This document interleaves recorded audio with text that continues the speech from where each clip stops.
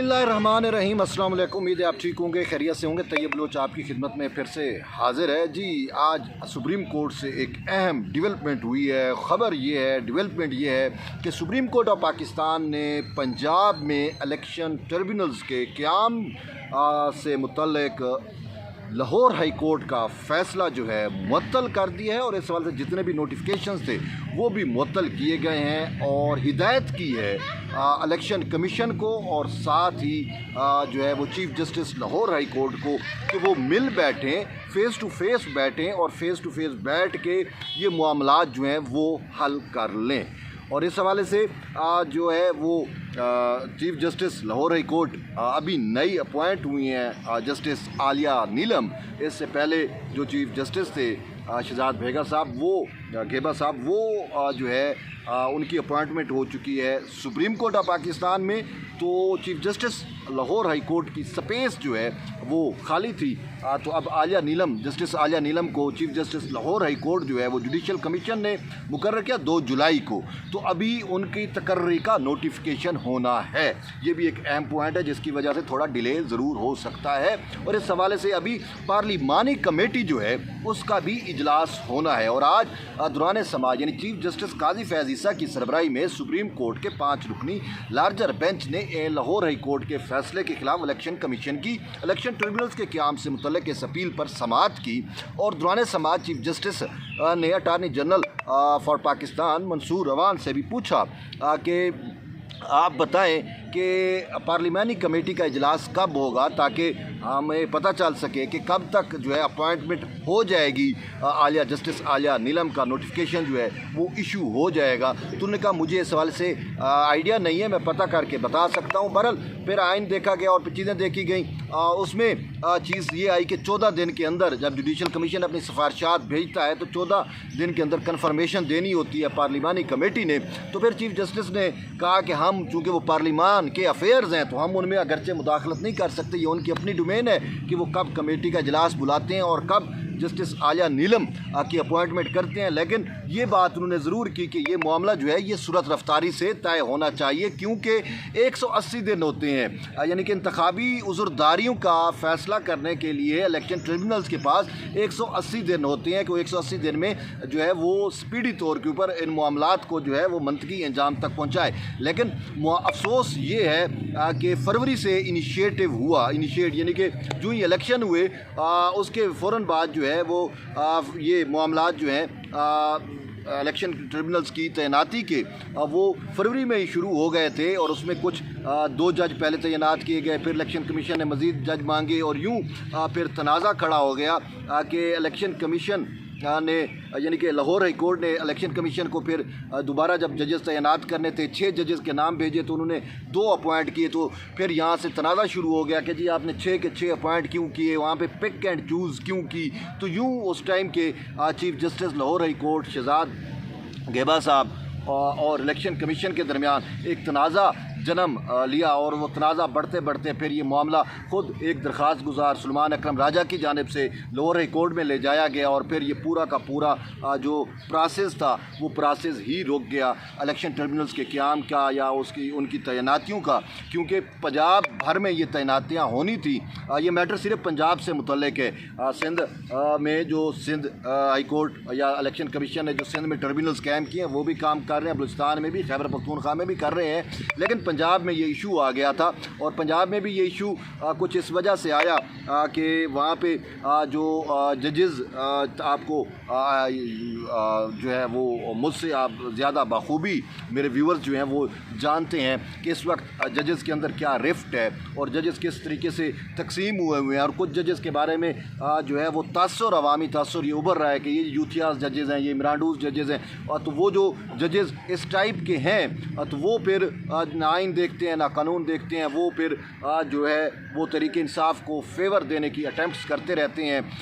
तो उस वजह से फिर तनाज़ात जन्म लेते हैं। तो यही बेसिकली इशू भी यही था। ट्रिब्यूनल्स में ऐसे जज जो है वो लाहौर हाई कोर्ट के चीफ जस्टिस जो है नाम दिए ताकि जो है वो اس ٹائپ کے معاملات جو ہیں وہ ہو سکیں، تو جس پر پھر الیکشن کمیشن نے کہا کہ ہمیں جانبدار یعنی کہ غیر جانبدار ججز چاہیے یا جو الیکشن کمیشن کی مرضی آئے گی، کیونکہ ٹریبونلز کا قیام الیکشن کمیشن کا ٹوٹل خالصتاً یہ الیکشن کمیشن کا میٹر ہوتا ہے، اور الیکشن کمیشن جو ہے وہ ہائی کورٹ سے ججز لیتی ہے۔ لیکن اسی اثنا میں پھر ایک اور کام بھی کر دیا گیا، وفاقی حکومت کی جانب سے جو ہے وہ ایک آرڈیننس ایشو کر دیا گیا، اور اس آرڈیننس کے تحت یہ تھا کہ پہلے بھی جو ٹربیونلز کا قیام ہوتا تھا وہ ریٹائرڈ ججز بھی اس میں شامل کر دیے جاتے تھے۔ اب لاہور ہائی کورٹ اگر ججز نہیں دے رہی تھی تو یہ تھا کہ وہ ریٹائرڈ ججز کی جو ہے وزارت قانون کے ذریعے ان کا نوٹیفیکیشن کرا کے ان کو ٹربیونلز میں جو ہے اپوائنٹ کیا جا سکے، تو اب وہ چیز بھی کارگر ہے، ٹھیک ہے۔ تو اسی وجہ سے پھر یہ بھی اپوائنٹمنٹ ہو گئی تھی، اور پھر اب یہ جو اپوائنٹمنٹ ہو گئی تھی اور یہ معاملات یوں چلتے تو بھی مسئلہ تھا، تو الیکشن کمیشن نے آج کی سماعت میں بھی، اور جب پہلے سماعت ہوئی تھی 3 رکنی بینچ میں، تو اس میں بھی الیکشن کمیشن آف پاکستان کی جانب سے یہ استدعا کی گئی تھی کہ لاہور ہائی کورٹ کا جو فیصلہ ہے اس پر سٹے دیا جائے، اس کو معطل کیا جائے یا اس پر سٹے دیا جائے، تاکہ جو ریٹائرڈ ججز ہیں ان کی بھی اپوائنٹمنٹ ہو سکے اور باقی معاملات کو بھی درست کیا جا سکے۔ لیکن پہلی سماعت میں سپریم کورٹ نے جو ہے وہ سٹے نہیں دیا تھا، اور آج جب 5 رکنی بینچ کے سامنے یہ سماعت ہوئی تو اس سماعت کے آخر میں جب ججز نے کہا کہ ہمیں مشاورت کے لیے کچھ وقت چاہیے، کہ اگر وہ مشاورت اس چیز پہ کرنی تھی بقول چیف جسٹس کہ اگر ہم سٹے کرتے ہیں تو پھر جو دوبارہ کنسلٹیشن ہونی ہے between chief justice of Lahore high court اور الیکشن کمیشن کے حکام کے درمیان، کیا اس پہ بھی اثر پڑے گا، اور جو ٹریبونلز کا قائم ہو چکے ہیں کیا اس پہ بھی اثر پڑے گا، اور جو فیصلے ہو رہے ہیں ان پہ بھی اثر پڑے گا۔ تو انہوں نے کہا یہ ساری چیزیں دیکھ کے جو ہے وہ ہم پھر فیصلہ کریں گے۔ تو پھر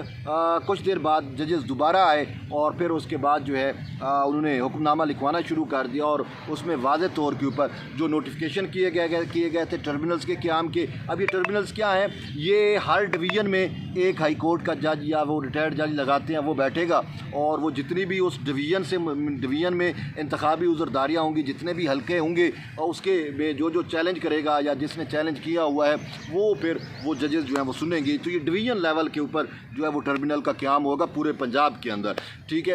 تو یہ اپوائنٹمنٹ جو ہیں وہ ابھی جو بھی ہوئی ہیں یا جس طریقے سے معاملات چل رہے تھے اب اس پہ سٹے آ گیا ہے، یعنی کہ وہ سسپینڈ فیصلہ معطل ہو گیا ہے، سسپینڈ ہو گیا ہے۔ تو اب وقت دیا گیا ہے دوبارہ سے، اور یہ چیف جسٹس نے کہا کہ دونوں ادارے ہمارے لیے قابل احترام ہیں۔ الیکشن کمیشن جو ہے وہ تو ایک کانسٹیٹیوشنل ادارہ ہے، لیکن chief justice Lahore high court کے بارے میں کہا کہ وہ ایک عینی عہدہ ہے۔ انہوں نے کہا ہم نہیں چاہتے کہ ہمارے لیے دونوں قابل احترام ہیں، لیکن انہوں نے کہا کہ معاملات اس وقت آگے بڑھ سکتے ہیں کہ جب دونوں جو ہے یعنی کہ الیکشن کمیشن کے حکام اور یا چیف الیکشن کمشنر بیٹھ جائے chief justice Lahore high court کے ساتھ، اور اس کے ساتھ معاملات جو ہے وہ طے کر لے فیس ٹو فیس جو بھی اس کا طریقہ کار ہے۔ اس سے پہلے یہ جو نوٹیفیکیشن ہوئے تھے، جو ٹربیونلز بنے تھے، وہ جو ہے وہ خط و کتابت کے ذریعے ہوئے تھے۔ وہ جو لیٹر بازی ہوئی تھی، الیکشن کمیشن لیٹر لکھتا تھا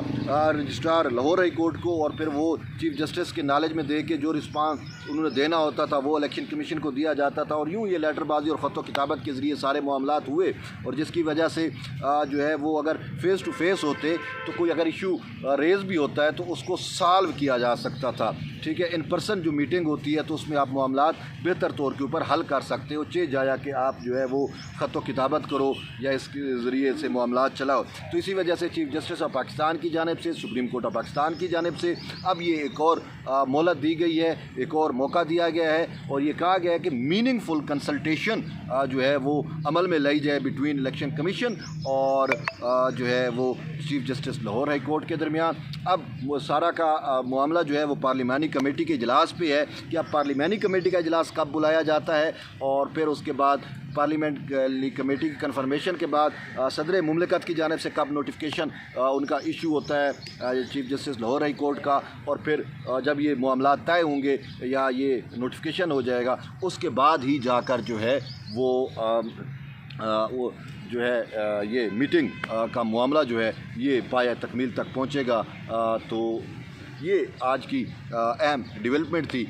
تو میں نے کہا آپ تک شیئر کر دوں۔ تو بہرحال یہ ایک اہم ایشو تھا، لیکن افسوس یہ ہے، دیکھیں پنجاب کا مسئلہ ہے، دیکھیں یہ بات پہلے بھی سماعت میں آئی تھی کہ الیکشن کمیشن کا کام ہوتا ہے ٹربونلز کا قیام عمل میں لانا، ٹھیک ہے،